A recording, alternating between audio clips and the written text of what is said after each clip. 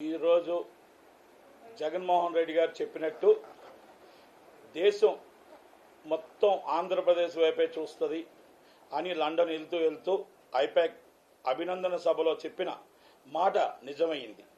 చంద్రబాబు నాయుడు గారు, పవన్ కళ్యాణ్ గారు కూటమి దేశం గర్వించదగ్గ ఈరోజు దేశంలో ఏమవుతుందో, దేశంలో ఎన్ని వస్తున్నాయో మర్చిపోయి ఆంధ్రప్రదేశ్లో మొత్తం టోటల్గా మాట్లాడుకునే విధంగా రాష్ట్రంలో కనివిని ఎరగని మెజార్టీ, అంటే కనివిని ఎరగని మెజార్టీతో ఒక్కొక్క సీటు గెలుస్తుంటే 30,000, 40,000, 50,000, 70,000 పైచిలకు మెజార్టీలతో జనాలు ఒక కసితో గవర్నమెంట్ని ఓడించడానికి ఏ ఓటైతే వేశారో ప్రతి ఒక్కరికి, రాష్ట్ర ప్రజలకు అందరికీ కూడా పేరు పేరున పాదాభివందనాలు, ప్రత్యేక కృతజ్ఞతలు. ఎందుకంటే మేమందరం మొత్తం టోటల్గా ఆర్పీ గారు అవ్వచ్చు, అందరం కూడా చంద్రబాబు నాయుడు గారు రావాలా, పవన్ కళ్యాణ్ గారు రావాలా, లేకపోతే పాలన మేము పార్టీ రావాలా, పార్టీ ఓడిపోవాలా కాదు. రాష్ట్రంలో ఈరోజు అంధకార పాలన, రౌడీజం పాలన, ఒక సైకో పాలన పోవాలి. చంద్రబాబు గారు రాజధాని రావాలి, రాజధాని కట్టాలి. విశాఖపట్నం ఫైనాన్షియల్గా ఒక సినీ హబ్గా మొత్తం డెవలప్ అవ్వాలి. రాష్ట్రం మొత్తం టోటల్గా 5 సంవత్సరాలు అధోగతి పాలైపోయింది. పోలవరం మొత్తం టోటల్గా నాశనం అయిపోయింది అని దాని మీద చంద్రబాబు నాయుడు గారు ఏదైతే రావాలనుకున్నామో, కూటమి రావాలనుకున్నామో, ప్రజలు ఒక్కటి మాత్రం గుర్తుపెట్టుకో, దేశంలోనే కాదు ప్రపంచంలోనే ప్రజలు తిరగబడితే ఎవరు తట్టుకోలేరు. రాత్రి 1 గంట దాకా మేము ఆ రోజు చెప్పాం, తిండనక తిప్పలనక పిల్లలకు పాలు లేకపోయినా ఓటు వేసి మేము ఆ రాష్ట్రాన్ని మేము కాపాడుకుంటామని చెప్పి చంద్రబాబు నాయుడు గారు, పవన్ కళ్యాణ్ గారు కూటమిని గెలిపించడానికి ఆ రాత్రి అనక దేశం విడిచి దేశం వచ్చారు. అందరూ వచ్చి ఈరోజు బంపర్ మెజార్టీతో 165 పైచిలకు సీట్లు ఇచ్చారు. మేము ముందే ఆ రోజు అన్నాం, వేవు కొడితే మాత్రం 150 నుంచి 160 సీట్లు వస్తాయని కేకే సర్వే చెప్తే కేకే సర్వేని సమర్థించాం. Yes, correct. ఆరా మస్తాన్ గారి సర్వే అమ్ముడుపోయింది. ఆరా మస్తాన్ గారు వైసీపీకి అమ్ముడుపోయాడు. 2 రోజుల ముందు ఆల్రెడీ జడ్పీటీసీ వైసీపీ వాళ్ళందరూ సన్మానం చేశారు. అది కూడా చెప్పడం జరిగింది. కానీ ఈరోజు ప్రజలు నిజం చేశారు. నిజం చేసి ఈరోజు మొత్తం ఏదైతే మొత్తం టోటల్గా ఉందో 165 సీట్లు గెలవడం. ఈరోజు చంద్రబాబు నాయుడు గారు 9వ తారీఖు ప్రమాణ స్వీకారం చేస్తాడని ఏదైతే అన్నామో, మా వ్యక్తిగత సమాచారం ప్రకారం 9వ తారీఖు నాడు ఆయన ప్రమాణ స్వీకారం చేస్తారని మాకు సమాచారం ఉంది. ఆయన ఏ నిర్ణయం తీసుకుంటారో, పవన్ కళ్యాణ్ గారు ఏ నిర్ణయం తీసుకుంటారో, ప్రజలు వాళ్ళకి ఇచ్చిన మ్యాండేటరీ 165 సీట్లు కూటమికి ఇచ్చారు. ఈరోజు మొత్తం రాష్ట్రంలో ఆంధ్రప్రదేశ్లో ఈరోజు మన రాజధాని మనకు పూర్తవుతుంది, పోలవరం పూర్తవుతుంది. విశాఖపట్నం ఏ మాట అయితే అన్నామో ఆ మాట ప్రకారం గవర్నమెంట్ స్టూడియోలు కానీ విశాఖపట్నం మొత్తం టోటల్గా ఇక్కడ బాగుండాలి, అక్కడ బాగుండాలి.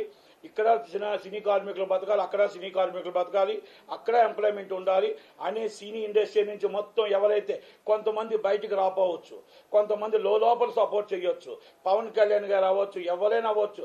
సినీ ఇండస్ట్రీకి కులమత భేదాలు ఉండవు. సినీ ఇండస్ట్రీకి ఏ కుటుంబం ఎవరు గెలిస్తే ఆ కుటుంబంతో మేము కలిసి ఉండి మా సినీ కుటుంబం బాగుండాలని కోరుకుంటాం. అలాంటి విషయాల్లో సినిమా మేము ముందుకు రావచ్చు, కొంతమంది మా వెనకాల ఉండొచ్చు, లేకపోతే కొంతమంది రాకపోవచ్చు. కానీ ఏ మాట చెప్పినా మా సినీ అభివృద్ధి కోసం చంద్రబాబు నాయుడు గారు, లోకేష్ గారు ఏ మాట అయితే ఇచ్చారో ఆ మాట కట్టుబడి ఉంటారు. కట్టుబడి మా ఇండస్ట్రీ బాగుంటుంది. మా ఇండస్ట్రీ కూడా ఈరోజు నిలబెడతాం. 1/2 కిలోమీటర్ మమ్మల్ని ఎవరినైతే మా హీరోల్ని తీసుకొచ్చి రోడ్డు మీద నించోబెట్టి నడిపించి అవమానపరిచారో, కొంతమంది పోసాని కృష్ణమూర్తి లాంటి వారు, కొంతమంది సెకండరీలు మా ఇండస్ట్రీలో కొంతమంది ఉన్నారు. కొంతమంది అనొద్దు, ఆడపిల్లలు మేము గౌరవిస్తాం కాబట్టి మొత్తం టోటల్గా కొంతమంది ఒక అమ్మాయి అయితే హీరో, ఒక యాంకర్ అయితే అన్నది ముసలినక్క ఇంకో ఏదో మాట్లాడారు. నేను ఒకటే చెప్తున్నా, మీ తల్లిని తండ్రిని ఆ ముసలినక్క కింద మీరు చూస్తున్నారా? తల్లి శ్యామలమ్మ, నేను ఒకటే అడుగుతున్నా. ఇప్పటికీ కూడా మీకు నేను ఒక ఆడపిల్లగా, ఒక ఇండస్ట్రీలో ఒక ఆర్టిస్ట్గా మీకు ఒకటే చెప్తున్నా, మీ తల్లిదండ్రులు మీ ఇచ్చిన పెంపకం అయితే మా తల్లిదండ్రులు మమ్మల్ని ఇచ్చిన పెంపకం ఏంటో తెలుసా? మేము ఎదుటి వాళ్ళకి గౌరవించడం, చంద్రబాబు నాయుడు గారిని, పవన్ కళ్యాణ్ గౌరవించడం. అప్పుడు 14 సంవత్సరాలు చీఫ్ మినిస్టర్ చేసిన వ్యక్తికి నువ్వు ఈ విధంగా మాట్లాడావంటే మీ తల్లికి ఇస్తున్న మర్యాద ఏంటో, మీ తండ్రికి ఇస్తున్న మర్యాద ఏంటో. అలాగే నువ్వు మాకు టోటల్గా మీకు మీ తల్లిదండ్రులు నేర్పించిన సంస్కారం ఇది, అది నీ విజ్ఞతగా వదిలేస్తున్నా. ఇలాంటి వాళ్ళని మనం సినిమా ఇండస్ట్రీలో మన అవసరమా అనేది నిర్మాతలు కూడా ఆలోచించుకోవాలి. ఎందుకంటే నేను ఒకటే, మాకు మీలాగా నేను అనడం నాకు వచ్చు, కానీ మాకు సంస్కారం అడ్డు వస్తుంది కాబట్టి మేము మీకే వదిలేస్తున్నాం విజ్ఞతకి. ఒకటి పోసాని కృష్ణమూర్తి గారు చెప్తున్నాం, వ్యక్తిగతంగా ఎన్నో వెళ్ళాడు ఆయన, ఎన్నో వ్యక్తిగతంగా వెళ్ళాడు. ఆయన ఏమన్నాడంటే నేను సంపాదించుకున్న డబ్బు అన్నాడు. ఎవరు సంపాదించుకున్న డబ్బు? త్వరలోనే గవర్నమెంట్ వస్తుంది, ఆ గవర్నమెంట్ ఫామ్ చేసిన తర్వాత అందరి మీద ఎంక్వైరీ నడుస్తుంది.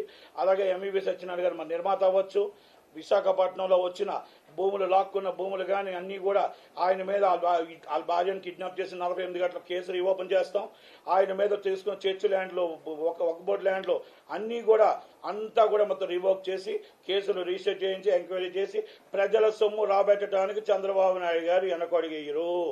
చట్టం తన పని తాను చేసుకుంటూ వెళ్ళిపోతుంది. సజ్జల రామకృష్ణారెడ్డి గారు 100% ఊరు దాటి వెళ్ళిపోతాడు. ఆయన మొత్తం లుక్అవుట్ నోటీసులు ఇవ్వండి, ఆయన మీద ఇమ్మీడియట్లీ అరెస్ట్ చేయండి. ఆయన మొత్తం టోటల్గా కీలక వ్యక్తి, కొన్ని గొడవల్లో కీలక వ్యక్తి, కొన్ని అల్లర్లో కీలక వ్యక్తి. పోలీసులకి మేము ఇంటిమేషన్ ఇస్తున్నాం, దయచేసి ఆయన బయటికి వెళ్లకుండా కాపాడండి, ఆయన మీద యాక్షన్ తీసుకోండి. దీనికి మూలకారకుడు సజ్జల రామకృష్ణారెడ్డి గారు. ఎందుకంటే కొన్ని విషయాల్లో వివేకానంద రెడ్డి గారి విషయాల్లో వచ్చి చాలా చాలా చాలా ఉన్నాయి, దాని మీద ఎంక్వైరీ నడిపించాలి. ఒక ఆడపిల్లని, ఎవరైనా ఆడపిల్లే, మన ఇంటి ఆడపిల్ల వస్తే ఆడపడుచుకు చారిచ్చి పంపిస్తాం, కానీ శర్మలమ్మకి ఇష్టం వచ్చినట్టు తిట్టి, ఇష్టం వచ్చినట్టు అవమానించి, అసభ్యకరంగా మాట్లాడిన వాళ్ళ మీద, సోషల్ మీడియాలో చేసిన వాళ్ళ మీద ఇమ్మీడియట్లీ యాక్షన్ తీసుకోవాలి. రేపు అదే మేము చెప్తున్నాం, రేపు వచ్చిన గవర్నమెంట్ కక్ష సాధింపు చర్య కాదు, నిజాలు తేల్చి ఎంక్వైరీ చేసి యాక్షన్ తీసుకొని మన పాలన నడిపించాలనేది మా ఉద్దేశం. రెండోది, మనకు వచ్చినది ఒక అదృష్టం వచ్చింది. ఈరోజు సెంట్రల్ గవర్నమెంట్లో కీ రోల్ పోషించబోతున్నాం. మన సీట్ల ఆంధ్రప్రదేశ్ రాష్ట్రం కీ రోల్ పోషించబోతుంది. మా రాష్ట్రానికి, మాకు రాజధాని, హైటెక్ సిటీ లాంటి రాజధాని కట్టించిన వాళ్ళకే మా మద్దతు.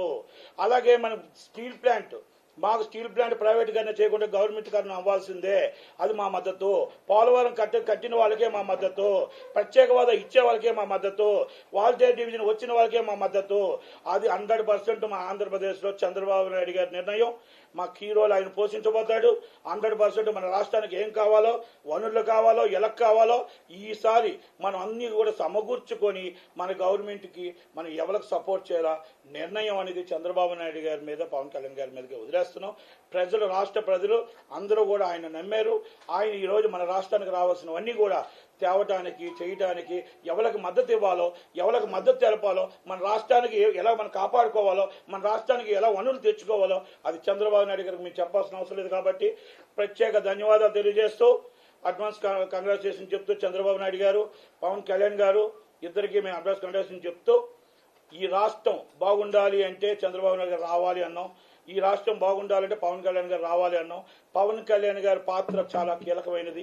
పవన్ కళ్యాణ్ గారి పాత్ర లేకపోతే ఈరోజు ఈ రాష్ట్రంలో ఈ ఉమ్మడి ఓటు రాదు, ఈ ఉమ్మడి కూటమి రాదు. కనుక ఆయనకి ప్రత్యేక ధన్యవాదాలు. మా సినిమా ఇండస్ట్రీ నుంచి ప్రత్యేకంగా ధన్యవాదాలు తెలియజేస్తూ, ఈరోజు మా సినీ హబ్బు కోసం మీరందరూ సహాయం చేస్తారని, సహాయ సహకారాలు అందిస్తారని ప్రత్యేక ధన్యవాదాలు తెలియజేస్తూ, మా సినిమా ఇండస్ట్రీ కోసం మీరు ఎంత చేస్తారో మేము వేచి చూస్తూ ఉంటాం.